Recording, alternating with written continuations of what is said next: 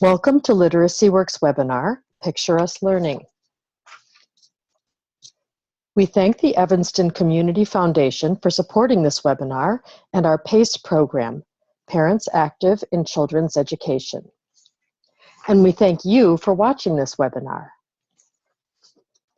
To get the most out of the webinar, it's good to have printed out the PDF handout in advance.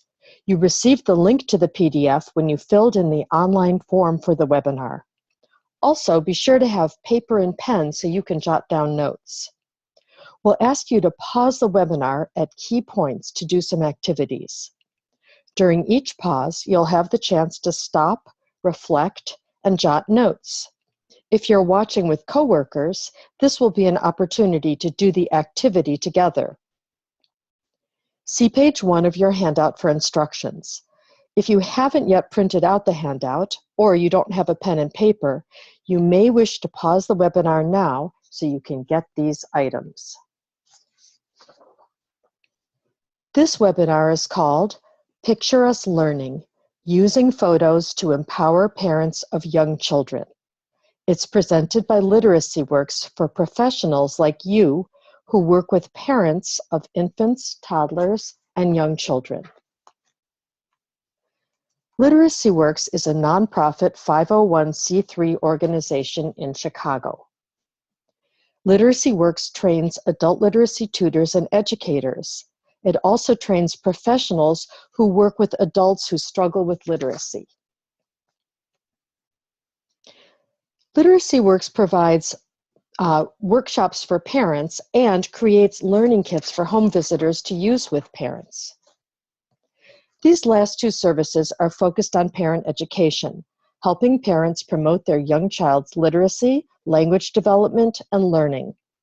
We especially emphasize working with parents who may have lower levels of literacy or formal education, and we strongly believe all parents can help their child learn. I'm Betsy Rubin. I'm LiteracyWorks' former adult and family literacy specialist, now retired. For more information about me and about LiteracyWorks, please see page 2 of your handout.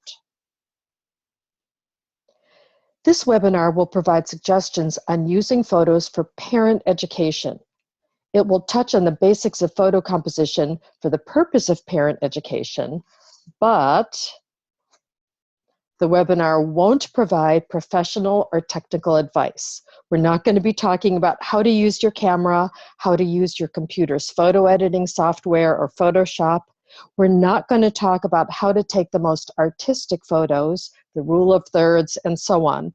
These are certainly worthy topics, but it's best to search online for them. You can probably find an online manual on how to use your phone or camera. Websites like Kodak Moments can help you with pro tips on taking photos, and you can search for online tutorials on how to use photo editing software. On page 2 of your handout, at the bottom of the resources box, there's a URL for Kodak Moments. Now, a question. Do you need a fancy camera? A DSLR, say? And the answer is no. If you've got a smartphone, you are set.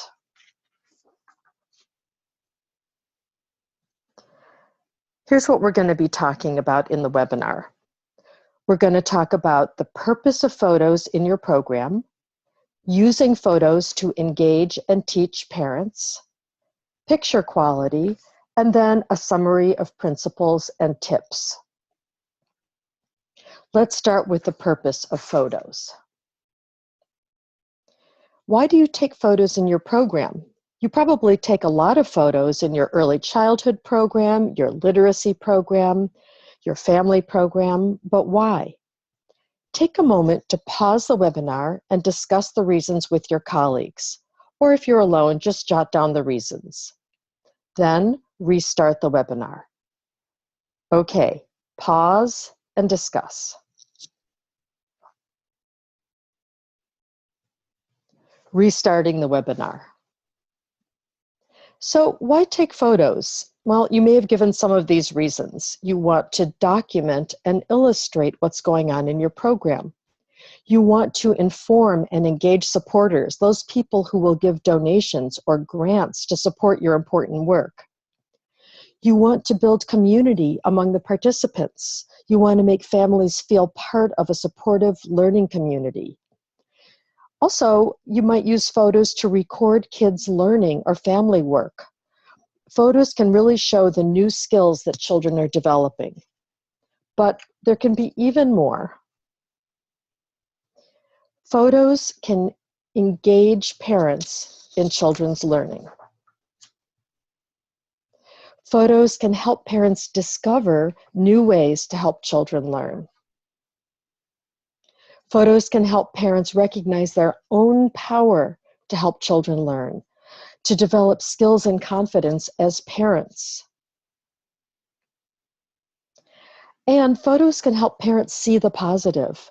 Some parents are exhausted and stressed, and they may understandably focus more on the problems that their children pose.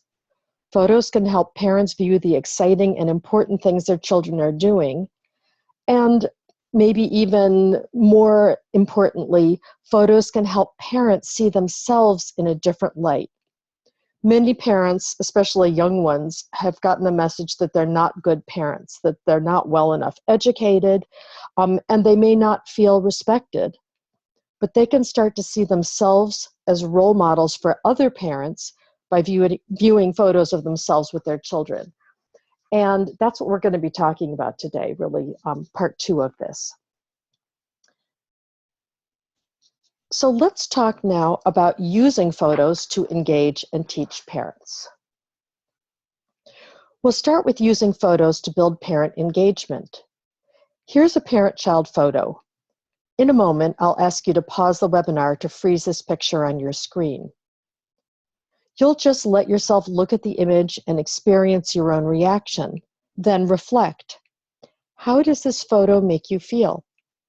Jot down your feelings and reactions and share them with your colleagues if you're watching together. Then restart the webinar. Ready? Pause. Restarting the webinar. I'm going to guess at how you responded to this photo. You probably smiled back at the image of the child with the book. You notice that the child seems delighted to have a new book and that mom is looking at him with pride. You may have felt the love of the mother to the child, and you may have felt the child's unspoken trust in his mother and in his childcare environment. Maybe you felt warm and fuzzy inside, a heartwarming feeling. A photo like this can help the parent herself feel good, because in sharing the photo, you are recognizing both her child and her. It can also help other parents see this mom as part of a community. This feeling of community and warmth helps build trust and also open people's minds to learning new ideas. And photos can do even more. They can help parents discover key strategies to help children learn. And I'm going to describe a photo discussion activity. Here are 3 parents in one of my parent workshops. They're doing a photo discussion activity. And you'll see that they are looking at photo collages or photo pages, collections of parent-child photos. One parent, the one in the middle, is jotting notes about the photos for this little group. My goal here is for the parents themselves to discover, share, and articulate important ways that parents can help their children. This discovery approach is more powerful than my giving a list of pointers or just telling them how to read with their children. Here's an example of a photo page and some ideas that a real small group jotted down about the pictures. By the way, I tell parents not to worry about spelling or grammar or writing complete sentences. The notes are just to help them to remember. Now let me give you a chance to try it out for yourself with a new photo collage. In a moment, you'll do a role play with this photo page as if you were the students in my parent workshop. In my workshop, I'd have you divide into groups of between 2 and 4 people and give a copy of this photo page to each group. I'd go over the questions with you and make sure you understand. For example, what do you notice? What's happening in the photos? What do these photos have in common? In other words, what's the same about these photos, or what's similar? If all of you were Spanish speakers or maybe Mandarin speakers, I'd try to provide the questions in your language. If you're native English speakers or a mixed language group, then I'd stick with English. In this case, you'll have a copy of this slide already. It's the very last page of the handout packet that you printed out. So you have an actual photo page. You can use that if you like during this activity, or you can just look at the image when you pause it on your screen. If you're with a group, discuss the answers to the questions and have someone volunteer to write the ideas you share. You might try to think of the way parents would respond to this picture, as well as yourself as a professional. If you're by yourself, just observe the photos and write down some notes. Ready to do the activity? Okay, pause the playback. Restarting the webinar. You may have noticed some of these things. Okay, you might have noticed that someone in each of the photos is wearing stripes, and to that I would say, good eye, but now let's move on to the substance. You may have noticed some of these things. Everyone is reading, looking at books, parents and children.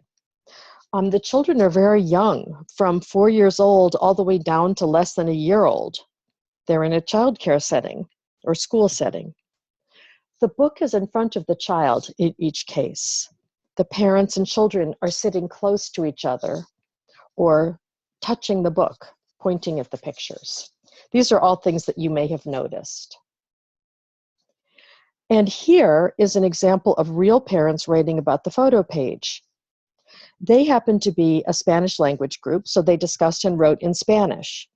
But when it was time for all of the small groups later to join together and share as a class, we used English because not everyone in the full class spoke Spanish.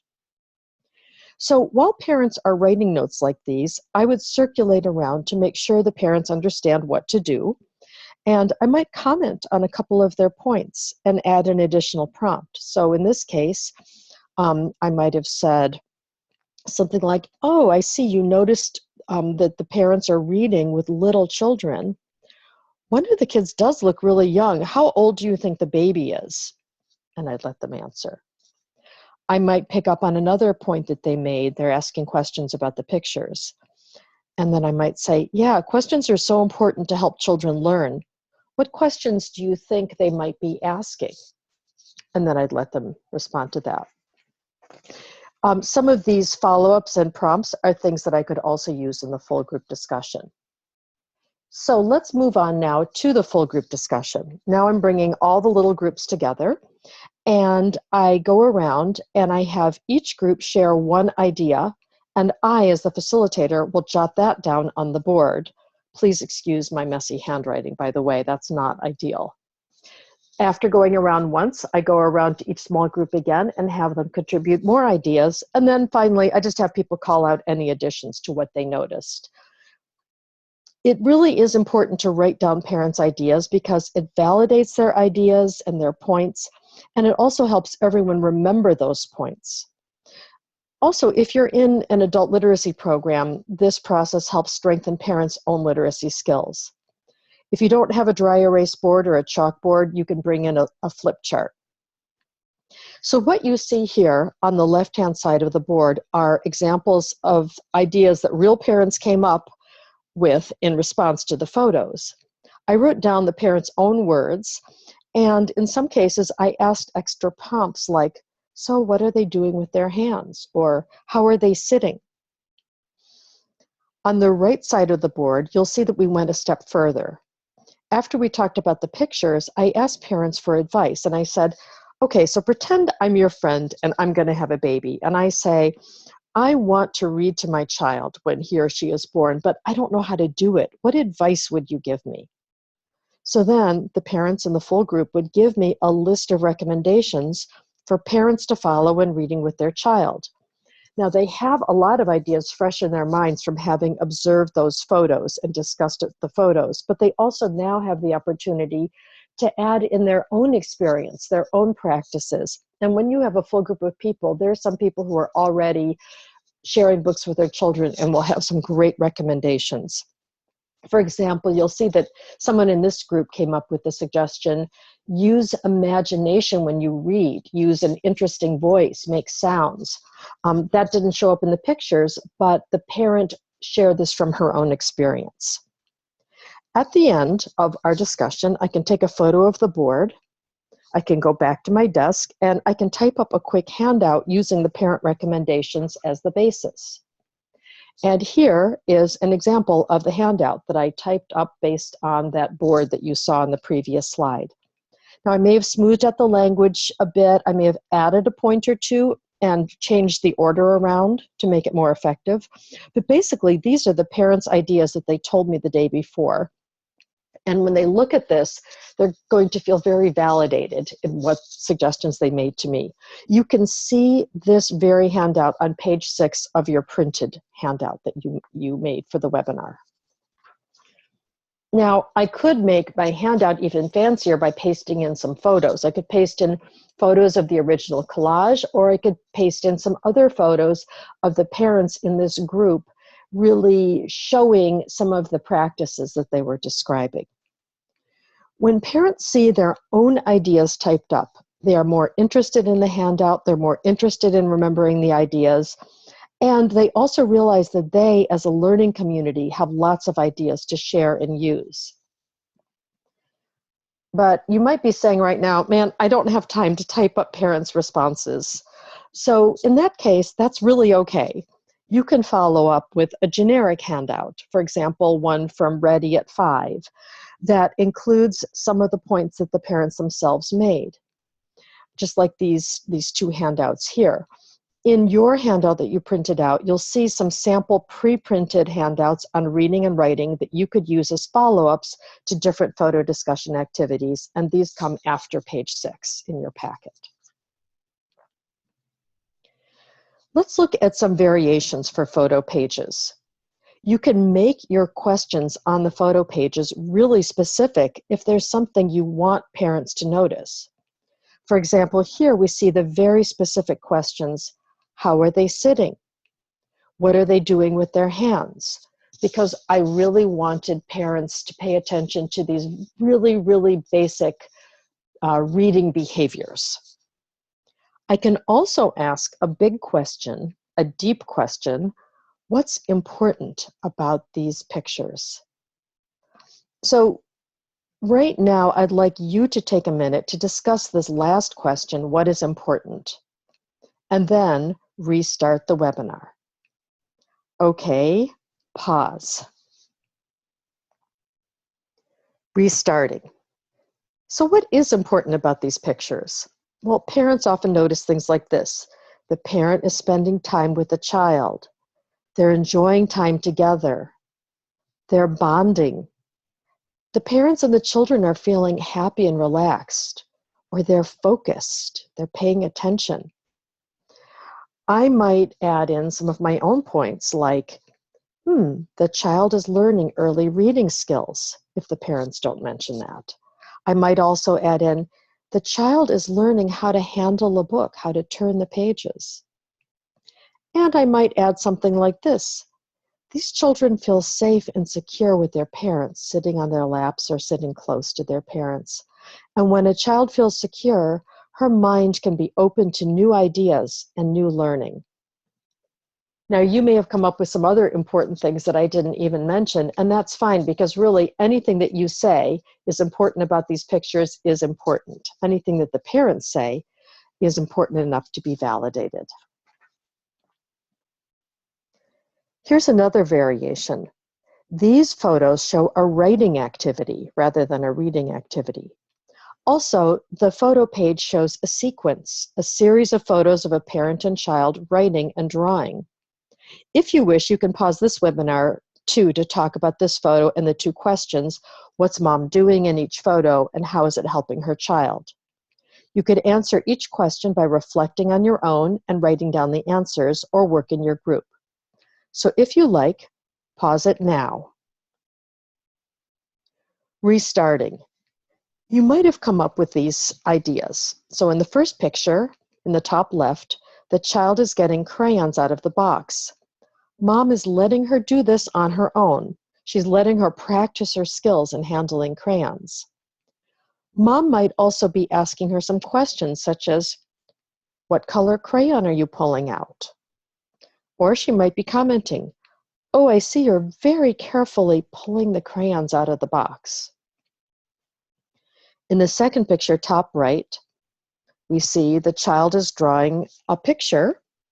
We realize later that it's kind of a scribble-scrabble picture, but Mom is letting her draw whatever she wants. In fact, we see that Mom is writing or drawing too, and Mom is in effect serving as a role model for writing. In the third picture, lower left, we see that Mom has written the child's name and age on the paper. Maybe the child said, "Write my name, Mommy." But in any case, by writing her child's name, Mom has demonstrated that this work is important enough to show off. And in the last picture, we see the child proudly posing with her picture. She's gotten the message from her mom that her work really matters. And here on this page, you'll see a real example of what a real small group of parents wrote about a similar sequence. Actually, they were looking at pictures of a mother and a son. These parents picked up on some important points. The parent asking her child to draw more pictures. This is the parent validating the importance of the child's work. The parent asking questions about the child's work. This is showing active interest in the work and getting the child to speak and to think, to articulate ideas. The parent writing things down on the child's paper when the child asks her to, and sharing pride in the end product. So all of these are important, and these ideas all came directly from parents. A little bit about nuts and bolts. To make a photo collage, you can use Microsoft Word, Publisher, even PowerPoint. You can create a collage of 2 to 4 photos to help parents notice key points about reading with young children. Pick the pictures that you think will really demonstrate what you want people to notice. Then you can include prompts or questions, maybe 2 to 3 questions, to guide parents' discussion. Your handout lists many sample questions or prompts that you can use with parents when talking about photos. Those are on page 5, but you don't have to limit yourself to those questions. I'm sure you'll be able to come up with more. Then you can share the photo collage by printing it out or by projecting it on the wall or a large screen for everyone to see if you've got a laptop and projector. In summary, here's how to do the activity. First, divide into small groups. Each group gets a picture. One person in the group writes down the group's notes and a reminder to parents not to worry about spelling, grammar, etc.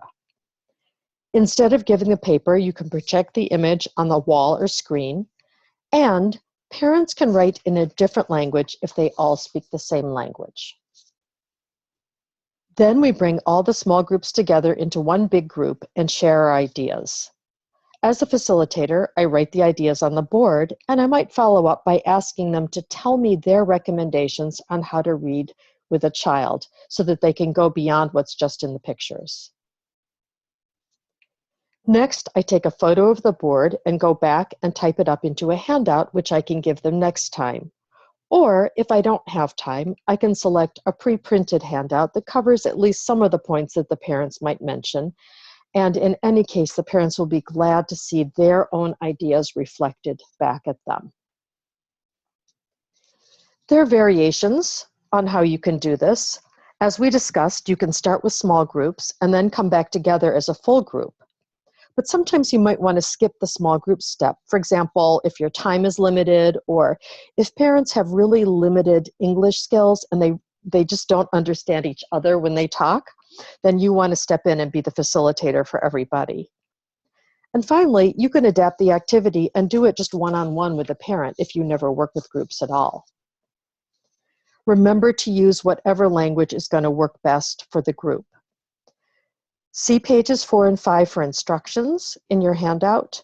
Page 6 has the write-up of parents' ideas, and then you can see the pre-printed handouts that you can use. Now, do you always have to give a photo collage, a page of different photos? No. I'm sure you've heard one picture is worth 1,000 words, or maybe 3 photos. You can have just one photo. One photo alone can tell a whole story. And let's look at this dad and son. We see the child and the dad are sitting very close. The child is relaxed and focused. The child is pointing to something in the book, and he seems to be talking, maybe telling the story to his dad.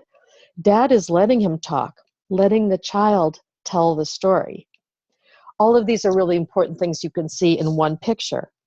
By the way, remember to include pictures of dads anytime they give permission, because since mostly moms show up in family programs, dads can feel very left out, and photos of other dads can make them feel more that they belong. Sometimes a parent doesn't want a photo taken of herself or her child, but she's willing to have a photo taken of her child's project. This project photo, shows something important. We can see here that the child drew a picture and his mom asked him to talk about it. He said it was a shark airplane and a baby shark airplane. So mom said, okay, let me write that down. And she dutifully wrote down shark airplane, baby shark airplane. This photo shows how the parent respected the child's idea and turned it into written words. When the child sees his words written down, he begins to understand that those like weird little squiggles that grown-ups call writing are representations of his words, and this is a first step toward reading.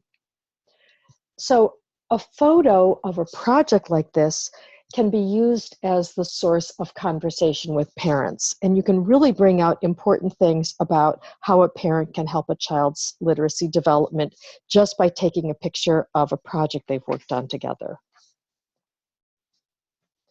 But learning is about more than reading and writing. It can encompass science and math learning, STEM, vocabulary development, social studies, social skills. Here's a photo of a parent and child observing what happens to ice cubes in a warm hand in a warm room. And I could make a photo page with these questions. So we could ask and answer them as a small group might. What do you see? Well, a mother and a son in the childcare room. What are they doing? They're playing with ice. They're watching it melt. What's the mom letting her child do? She's letting him touch the ice and feel it melt. She's letting him take his time and talk about it. What's the child learning? Well, he's learning that mom wants to spend time with him, first of all. She's learning that he is learning that ice is water. When it's very cold, water becomes solid and it turns into ice. The little boy learns that when it warms up, ice melts into a liquid. He is learning early science, and his mom is helping him. But photos don't always have to be parents and children. They can be grandparents or other adults. So here's a photo of a grandmother and her school-aged grandchild. And we've posed the question, how is the grandmother helping her child learn? The activity, the teaching might not be really obvious. I mean, grandma is not sitting here instructing her grandchild, and yet she really is promoting her grandchild's learning. Sitting side by side with her grandchild, she's serving as a role model for writing. She's being a writing companion. They're both sitting there just in a very companionable, relaxed situation. And sometimes just sitting together at the table doing separate literacy activities is enough to encourage a child's learning. So photos like these can be important. Photos of kids together or kids alone without an adult in the photo can also be powerful. So let's look at this photo and these questions. How old are the big brother and the little brother? Well, maybe 2, maybe 4. What's happening? Big brother is reading, or maybe pretending to read, to the little brother. And the little brother is having fun. He's really paying attention. So while you're sharing this photo in class, the parent of the two boys might be thinking, wow, my kids are usually bickering over things, but here they are getting along and doing such nice things for each other. You know, it's just a wonderful feeling for a parent to see this image of her children. But everyone in the class might be noticing that, wow, an older child who's only 4 years old can be a literacy role model. And if you leave books out, children will read them. And of course, there are a lot more things that you can notice about reading behaviors in this photo. Sometimes you just can't get an action shot and all you end up with is a portrait, but portraits can be nice to display and to talk about. And of course, they make us feel good, but we can also notice some subtle things in them. You can still ask questions like these. What do you notice in this picture? Well, mom is holding her child with love. The child feels comfortable in her mom's arms, and the child is looking around with some curiosity. What's important about this picture? Well, maybe because the child feels secure in her mother's arms, she's not afraid to meet the world, to meet people that she doesn't know so well. Also, by looking at the background of this picture, we can see that mom has brought her child to a great place to learn with all these books.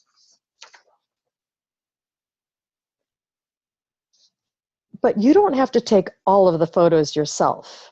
As I'm sure you know, parents often have dozens of photos of their children on their phone, and sometimes videos.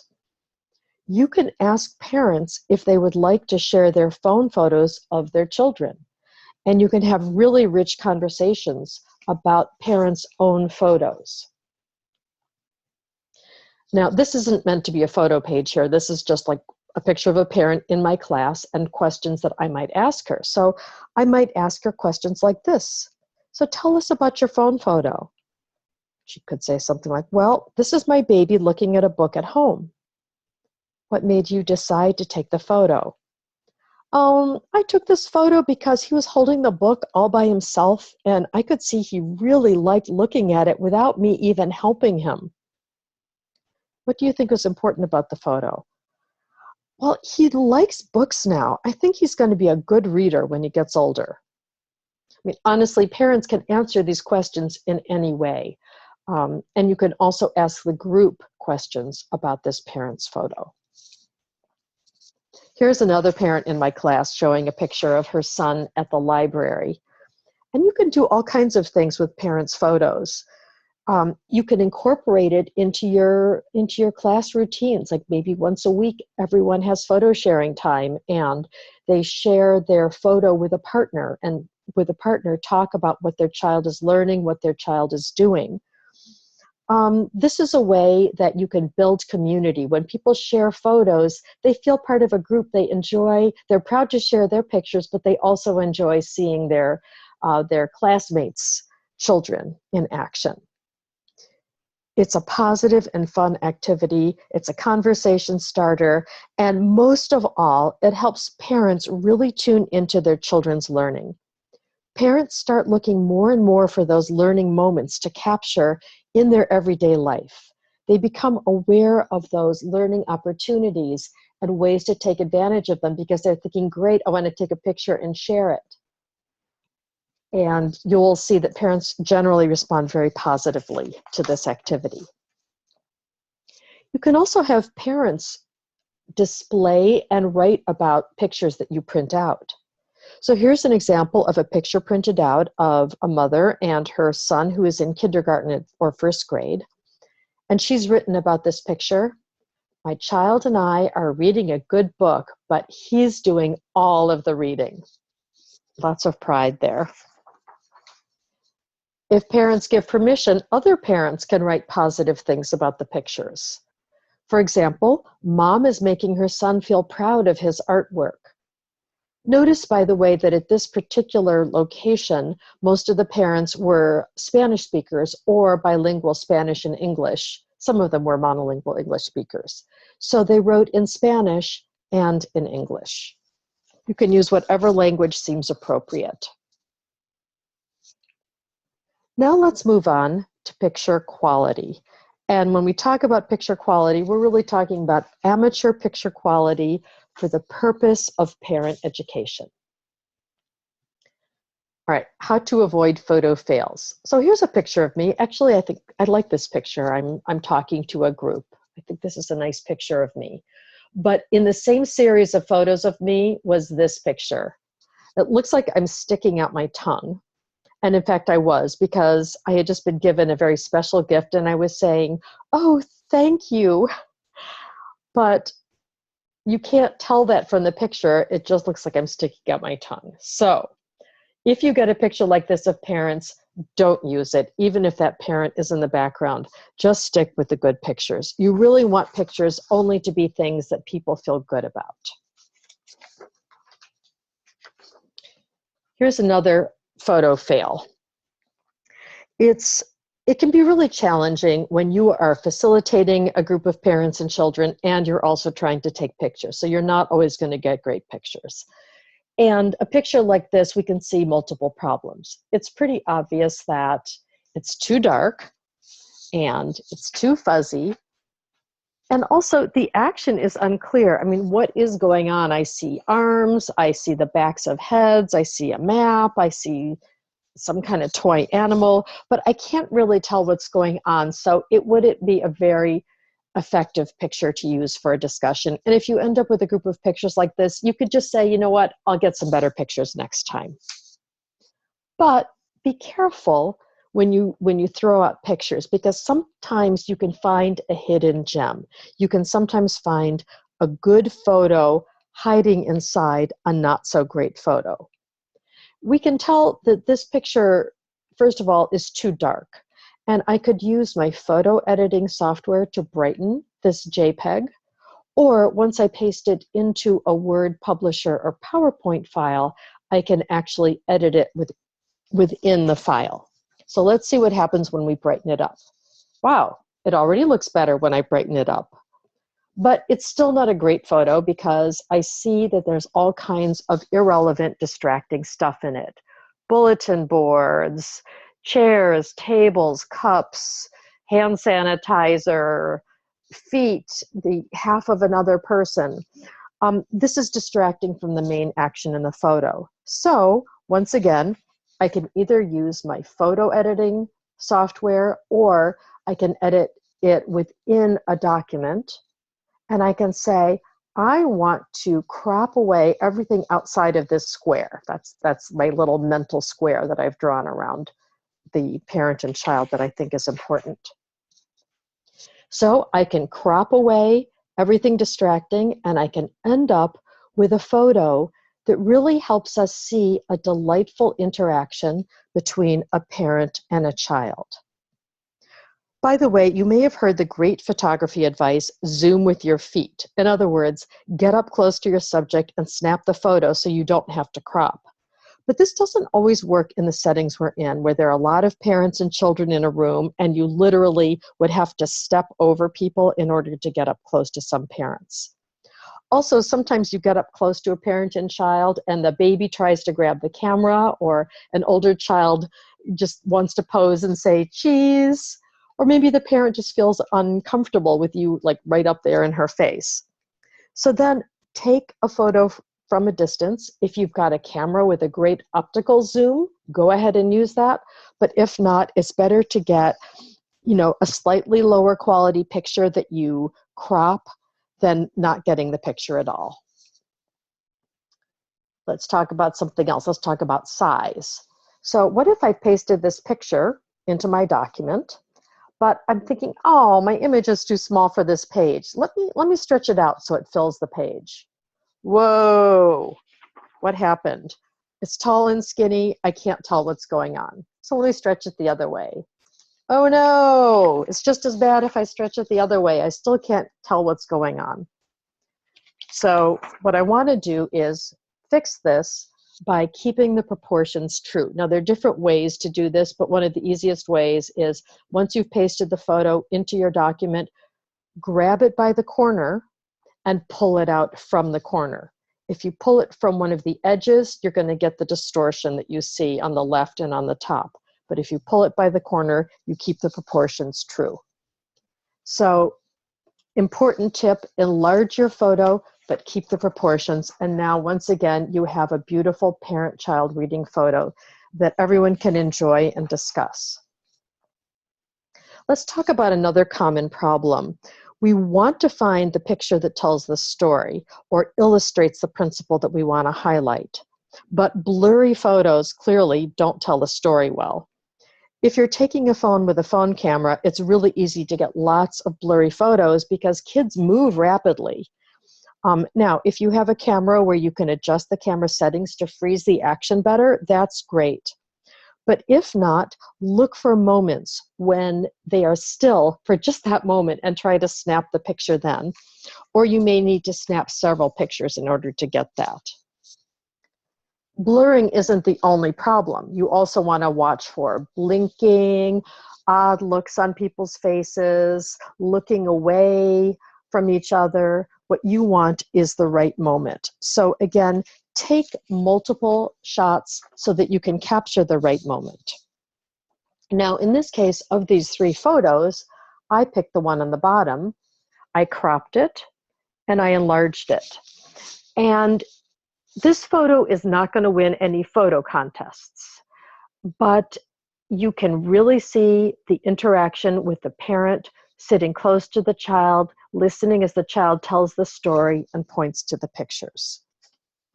So I want to say, be ready having your camera, be ready for those moments. Sometimes they happen at unexpected times, and be ready to take multiple shots so that you can pick the picture that tells the story. Let's talk about angle now. If you're taking portraits, usually it's best to be at the same level as your subject. So if you're taking a picture of an adult standing, you can just stand and take the picture. But if you're taking a picture of a child on the floor or a parent and child sitting, you may need to kneel down or sit on a low chair so that you can get face-to-face with them. So that's for portraits. Action shots, you've kind of got a choice. You might want to get down on the person's level. Like on the left, I got down at the level of this little boy. I actually had the camera resting on the table because I wanted to capture his little hands touching the picture in the book. And I really wanted to capture that intent expression on his face as he pretends to read the story.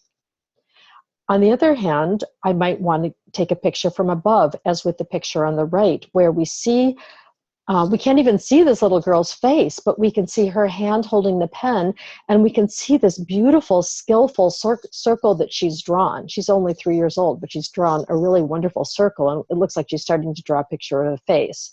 So shooting from above can also be very effective when we want to show an action.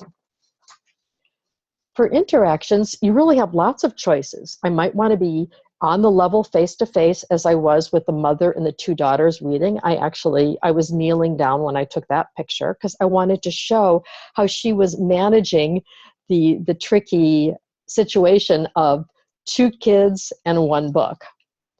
I could also shoot from above, as I did with the mother and the son tracing the mother's hand, because that's what I really wanted to show. I wanted to show how she was letting him trace.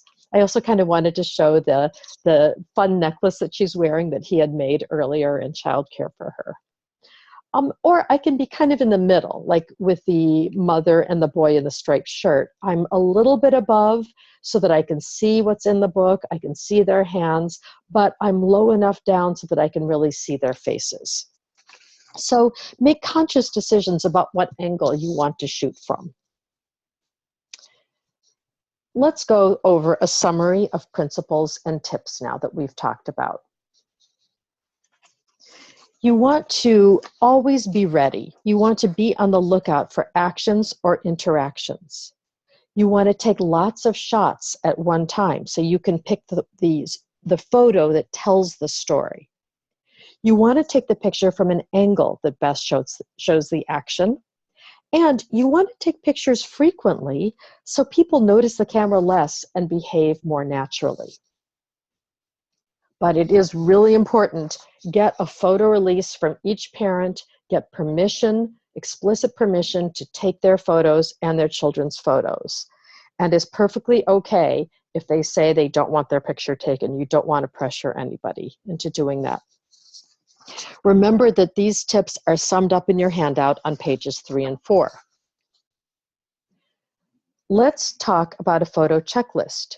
You want to choose photos that show and tell clearly. You want to make sure important stuff fills the picture, so crop is needed. Don't distort or stretch your photos. Keep the proportions true. And make sure that your photos print out or project not too dark and not too light. You can use your computer's basic editing software to edit the brightness and contrast or edit within a document. Then you want to share photos for the purposes of parent education. You can make photo collages. You can print out individual photos. You can project photos on the wall or a screen, or you can have parents share their phone photos. You want to ask questions to help parents notice or analyze reading, writing, or other learning interactions. You want parents to write down their ideas to remember them, and as the facilitator, you want to scribe those ideas on the board. And you want to follow up with handouts that summarize the ideas. You could have parents create displays, and you want to send JPEGs or print photos to the parents themselves so that they can keep them and use them as they wish. Again, these ideas are summed up in your handout. Now a couple of what ifs. What if kids get distracted by my camera and they want to grab at it? Well, take photos from farther away, crop as needed. And also, you could consider letting curious children carefully look at the photos in your camera as you scroll through. It doesn't have to be kept a big secret from them. What if I just can't get photos of the parents I work with? I just can't do it for one reason or another. As we've mentioned, you could use parents' phone photos. You can take pictures of their projects, or you can bring in photos of other parents and children, but real parents that look like them in some way. In other words, the parents that they can relate to, not stock photos that look like models. For example, that first photo collage that you looked at with the 3 parents reading with their children, I typically share that collage with all different parents over the years because it might be the first time I ever meet those parents and I don't have any pictures of them yet. And those pictures are very relatable. So it's okay to use pictures of other parents, with permission, of course, as long as people can relate to them. So before I leave you, I'd like you to really contemplate how photos can engage and teach us. And when I say us, I mean not only the parents and other adults that we might be teaching, but ourselves. Over the years, I've learned so much from looking at photos of parents. I've seen so much about how parents can promote their children's learning. And I'd like you to contemplate this last photo. This dad and his daughter are writing a funny story together. They're taking turns dictating to each other. And take a look at how they're sitting, where their arms are, how close they are, the expressions on their faces. To me, this picture shows that literacy is love, and this photo really shows it. That last photo and all the photos that you saw in this webinar are Literacy Works photos, and almost all of them are amateur photos. To see more photos, you can visit our website or find us on social media. I'm so glad you watched this webinar, and I hope that you might be excited to try some of the ideas with your own program. Please stay in touch with us. Feel free to send your photo stories to us. All our contact information is in your handout. And if you gave us permission, we may send you a brief online survey. Thanks in advance for helping us by finishing it. Best wishes in your work with families, and happy photo sharing.